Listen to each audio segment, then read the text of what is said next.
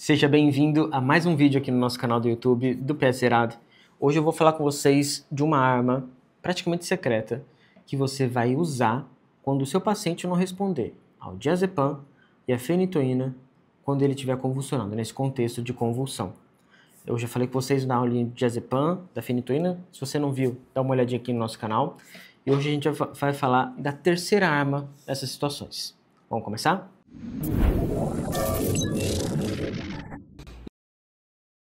Eu sou o Rafael, sou professor aqui do Pé Zerado e hoje eu vou discutir com vocês nessa aula sobre o fenobarbital.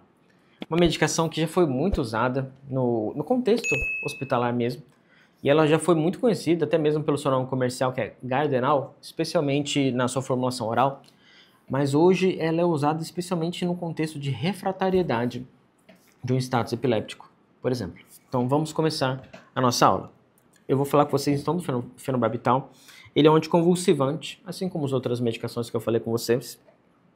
E ele vai vir nessa formulação que ela pode ser encontrada nessa concentração de 200 mg por ml, ou ele pode ser encontrado também, na verdade é mais comumente encontrado, na formulação de 200 mg por 2 ml, ou seja, 100 mg por ml. Isso aqui é importante que vocês prestem atenção, isso aqui não é detalhezinho.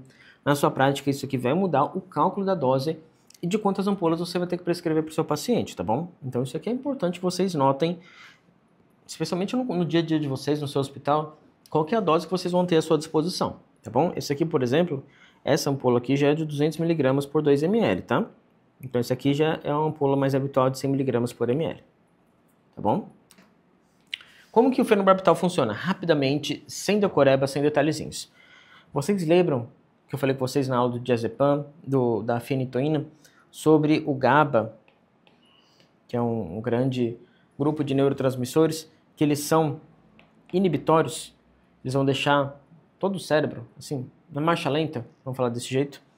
O fenobarbital também vai atuar sobre os receptores do GABA, o GABA-A. Só que, ao contrário dos benzodiazepínicos, que nesses receptores ele aumenta a frequência da atuação deles, como que o fenobarbital vai atuar? Ele não vai deixar funcionando mais rápido. Ele vai deixar os canais abertos por mais tempo. Então a forma dele agir é diferente. Então ele é uma boa complementação para o tratamento, porque ele vai agir de forma diferente do benzodiazepínico, do diazepam que a gente já fez, vai agir diferente da fenitoína, que a gente já fez, e ele vai agir também de uma forma única. Então, ele é uma boa opção para ser a terceira, no contexto de refratariedade, nossa terceira opção, tá bom? Então, isso aqui já é o suficiente para você entender que ele não é a mesma coisa dos outros, tá? E em doses mais elevadas, ele vai atuar até mesmo nos canais de cloreto no nosso sistema nervoso central. Isso vai fazer com que o paciente possa ter um rebaixamento de nível de consciência muito importante. Então, é uma medicação que, se feita em doses muito elevadas, pode levar a uma situação de rebaixamento de nível de consciência e uma necessidade de você conseguir uma via aérea segura para esse paciente, de precisar entubar ele. Então, você precisa realmente saber o que está fazendo e você vai precisar prestar atenção nessa aula para você entender como fazer isso, tá bom? É uma medicação. O seu efeito anticonvulsivante, ele vai começar ali 5 minutos depois da sua infusão endovenosa, relativamente rápido.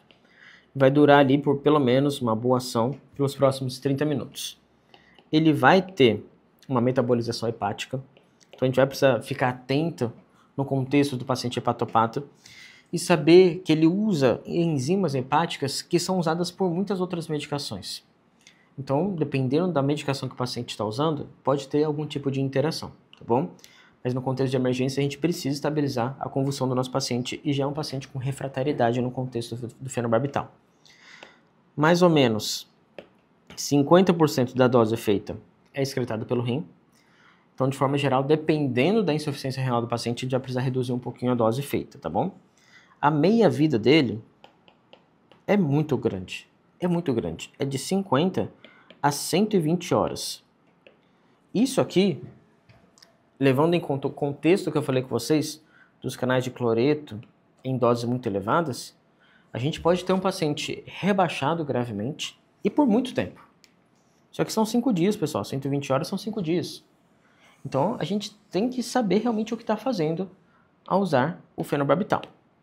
Então, olha só, pessoal. Vamos dividir isso aqui em mais ou menos 2 formas de usar. Nos casos agudos e nos estados epilépticos, tá bom? Nos estados de uma crise convulsiva aguda, por exemplo, que não é a primeira opção você fazer o fenobarbital, mas eu vou trazer para vocês. Você pode fazer uma dose ali que varia de mais ou menos de 150 a 120 miligramas. E aqui a gente está falando de infusão endovenosa lenta, tá? Isso pode ser repetido conforme a necessidade do paciente, tá bom? Mas a gente não busca ultrapassar os 400 miligramas em 24 horas, tá? E no contexto do status epiléptico, ou seja, no contexto da refratariedade, a gente vai precisar de uma dose mais elevada. Aqui a gente já pode começar de 200 até mesmo 320 miligramas e pode repetir até mesmo de 6 em 6 horas. Mas fique atento aos sinais de complicação, tá bom? Fique atento à questão do rebaixamento de nível de consciência, à questão de hipotensão. É muito importante, especialmente quando você está fazendo doses tão elevadas como essa, tá bom? Você precisa fazer a infusão endovenosa lenta. Eu já vou explicar para vocês como que faz a infusão. Isso aqui é bem resumido, tá bom, pessoal? Mas isso aqui é o grosso do que vocês vão precisar. Mas isso aqui eu consegui resumir bem para vocês, para deixar bem claro e bem simplificado de como você vai conduzir esses casos mais rapidamente, tá? No contexto de insuficiência renal, em paciente de insuficiência renal muito grave, a gente vai precisar fazer uma redução de dose. Não vai, por exemplo, poder fazer os 320 miligramas, vamos fazer um pouquinho menos para ele, começar ali com 200 talvez. E o paciente ali com uma insuficiência hepática, vamos buscar a mesma coisa, redução da dose, tá bom? Para não deixar acumular muito os metabólitos do nosso fenobarbital. Quando falamos de populações especiais, especialmente gestantes, atenção, é uma medicação que ela é, em algumas referências, classe D, ou seja, nunca utilizar, só em casos raríssimos. Em algumas outras referências ela é tida como classe X, ou seja, não usar de forma alguma, em nenhum contexto, numa gestante, tá bom? Na gestante a gente vai falar em outra aula da lacosamida, que ela eventualmente pode ser considerada no lugar do fenobarbital nessa questão de refratariedade. Então, fique com essa carta na manga, tá bom? Lembrando que fenobarbital, eu prefiro que vocês fiquem aqui, no X, nunca utilizar, tá bom? Na lactação, por consequência, também é a mesma coisa. Não utilizar o fenobarbital na lactação. No paciente idoso, você vai ter um alto risco de rebaixamento de nível de consciência.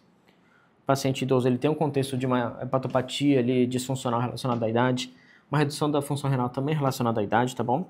Fica atento a isso, tem que corrigir a dose para o idoso e ficar atento nessas questões de superdosagem, tá bom? É uma situação que vai precisar de cautela. Um paciente idoso vai precisar de cautela. Como que a gente vai preparar essa solução, então? É uma medicação que ela já vai vir aqui em sua formulação líquida, tá? Então a gente não vai precisar reconstituir essa medicação. Ela pode ser feita intramuscular ou endovenosa, tá? E você vai poder diluir ela em soro fisiológico, 0,9%, ou em soro glicosado, 5%, tá bom? E vamos poder, como ela vem, por exemplo, nesse caso 2 mg, 200 mg por 2 ml, a gente vai diluir esses 2 ml em mais ou menos 98 ml de soro fisiológico, 0,9%, e vamos ter ali total de 100 ml. Ou seja, esses 200 mg de fenobarbital vão estar em 100 ml. A gente pode ter uma concentração aqui de 2 mg por ml, que para o fenobarbital é até baixa, tá bom? A gente poderia chegar em concentrações maiores dele. Mas isso aqui é para realmente deixar vocês bastante seguros e não trazer nenhum risco de complicação maior para o seu paciente, tá bom? Mas isso aqui pode chegar até mesmo 20 mg por ml com uma certa segurança, tá? Não precisaria deixar tão diluído assim. A velocidade máxima de infusão do fenobarbital é de 60 mg por minuto.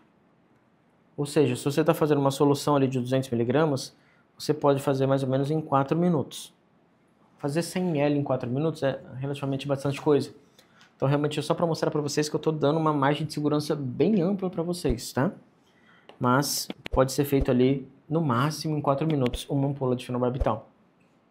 Normalmente, se você vai fazer 320 mg, você vai fazer uma ampola e meio, a dose inteira vai ser feita ali mais ou menos 6, 7 minutos, tá bom? E é muito importante que vocês usem a bomba de infusão para fazer isso, tá? A gente está falando de uma medicação que pode rebaixar o paciente na sua frente. Então você vai precisar da bomba de infusão para fazer essa infusão com segurança para o seu paciente, tá bom? E quais são esses riscos que eu estou tanto falando com vocês, esses efeitos colaterais principais? Efeitos colaterais, especialmente rebaixamento de nível de consciência. Preciso deixar isso claro com vocês, mas não necessariamente apenas isso. Pode ter uma tontura, confusão mental. O paciente pode ter uma depressão respiratória por conta disso. O paciente pode evoluir realmente até a apneia. O paciente pode parar de respirar e precisar ser entubado, tá bom? Efeitos cardiovasculares. O paciente pode ter hipotensão, importante. Pode ter bradicardia. Pode ter complicações realmente cardiovasculares nesse contexto, especialmente quando é feita a infusão rápida. A infusão rápida, além desses 60 mg por minuto, tá bom? Pode também ter infecções cutâneas, reações cutâneas importantes, rash, complicações de alergia grave, eventualmente anafilaxia. A gente precisa ficar atenta a essas complicações para que a gente, especialmente o tempo de infusão, pessoal. Isso vai realmente reduzir bastante os riscos para o nosso paciente, tá? Não é uma medicação que, assim como o benzodiazepínico, tem antídoto. A gente vai precisar ficar atento a isso, tá? A gente não vai ter antídoto se o paciente ficar rebaixado com sinais de intoxicação. Medidas suportivas, tá? Especialmente a manutenção da via aérea com segurança para o paciente entubado, em ventilação mecânica, tá bom? E ficar atento que opioides, álcool e outras medicações podem potencializar esses efeitos depressores. Então, olha só, um exemplo rápido para vocês de como prescrever. Essa questão da refratariedade. Vamos ter o fenobarbital de 200 mg por 2 ml, certo? Vamos buscar ali uma dose, fazer uma dose mais elevada de 300 mg. Vamos colocar diluir, uma ampola e meia,